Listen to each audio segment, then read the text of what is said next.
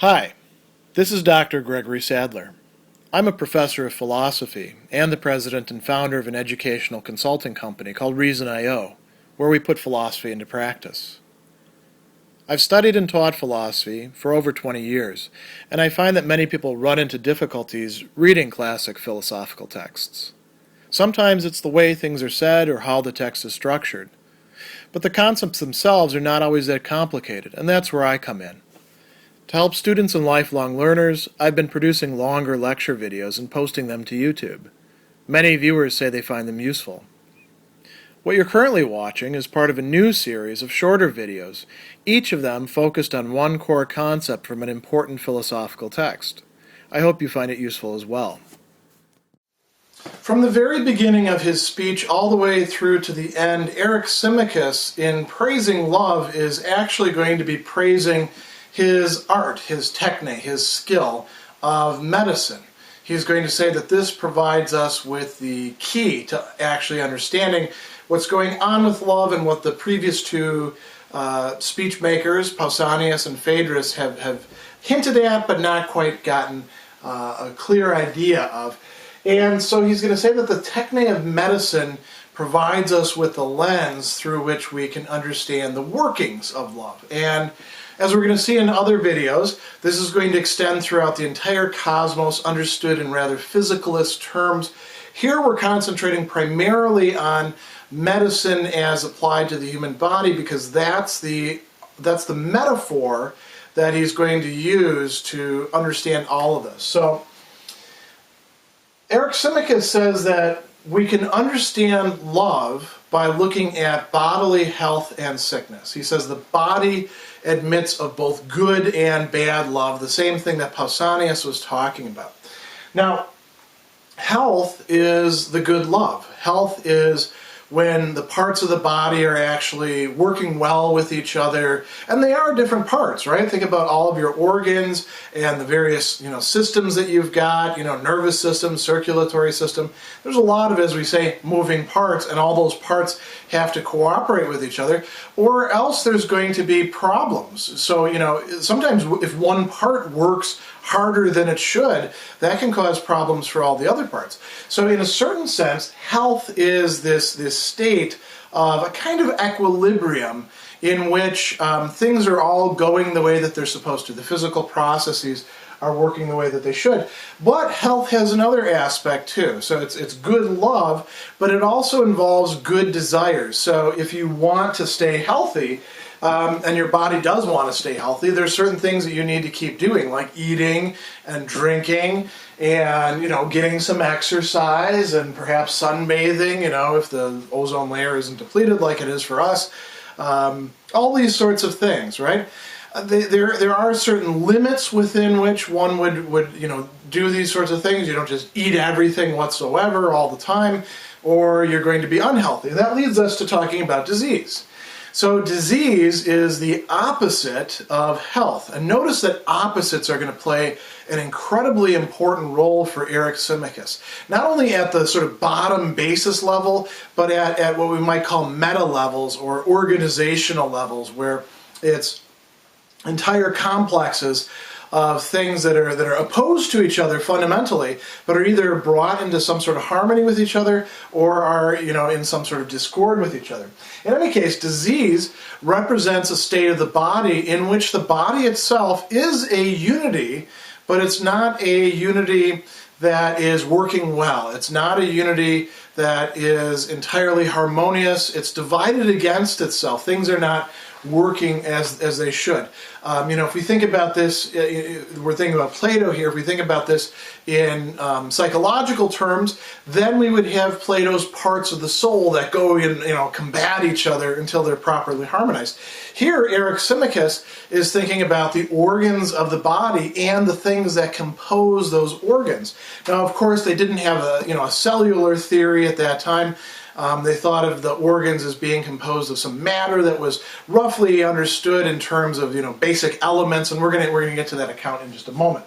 In any case, what's important to think about disease as opposed to health is that disease not only represents a disordered condition of the body, it also introduces in the person who is diseased new desires, which are unhealthy desires, disease desires.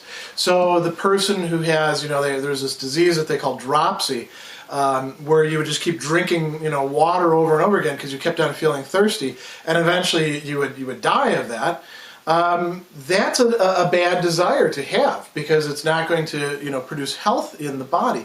So when you're diseased, think about the sort of things that you want to do when you're feeling sick. You just want to lay around, do nothing. If you had those desires all the time, that would be a problem, right? So there's oppositions between health and disease, not only in the way that they're composed or decomposed, but also in the desires that they have. And although Eryximachus doesn't make this completely clear, we could also think of desires in a sense of producing health or producing disease, right? Not only does being healthy tend to give you good desires to want to remain healthy, it also is a product of following good desires, not eating too much but eating a certain amount, not drinking too much but drinking a certain amount. We could talk in terms of mental health, not going out and doing every single possible activity, but doing some activities, having some desire for social interaction. Likewise, there are some desires that are going to be unhealthy in that they not only tend to be the things that people who are unhealthy feel and are motivated by, but if you're healthy and then you have those sort of desires that are going to lead to disease, sooner or later you're not going to be healthy. So, think about, here's an example, not one that Eryximachus gives, but one that would work very well for this. Think about what goes on with addiction to, particularly pleasurable drugs. You try out something and you find that, wow, this really feels good, and now you've got this desire, and the question is this a desire that's going to lead to health, or is this a desire that's going to lead to disease? I'll use one that I can relate to quite well, which is nicotine, right? Or, caffeine's another great example too. It's not good for you to drink 2 pots of coffee a day, which is something that I often do, but it's pleasurable. It's not good for the body over time, and it's something that's probably conducing to some level of disease, right? Makes it harder to sleep at night. We could run through all sorts of things. So, if you are originally healthy and then you follow out an unhealthy desire, sooner or later you're going to end up being diseased. On the flip side of that, you could say that part of what we try to do in steering people away from disease to health is to get them to do the sorts of things that will actually make a healthy life desirable for them, inculcate new desires. And Eryximachus says that what the art of medicine consists in, he tells us two sets of things that are important. One, I put here, the ins and outs of the body, right? He talks about, filling and repletion, right? We might say, putting things in the body, taking things out of the body. So, the body is a whole network of things that are constantly flowing around, and things are going in and things are going out. So, very much depends on what you're putting into the body, right? If you're smoking 2 packs of cigarettes a day, probably not going to be healthy for very long. If you're eating too much, or you're eating, in our own time, this wasn't a huge problem in Greece at the time of Eryximachus, but if you're eating a lot of processed food, probably not going to be very good for you, right? On the other hand, if you're eating food that actually is healthy, a balanced diet, you're going to be preparing your body for being in a healthier state. We can think of all the other things that we put into our body, and then medicine also looks at what comes out of our body. Are we sweating excessively? They would look at people's excretions of various sorts. They'd look at urine and stool samples back then, just like your doctors do now.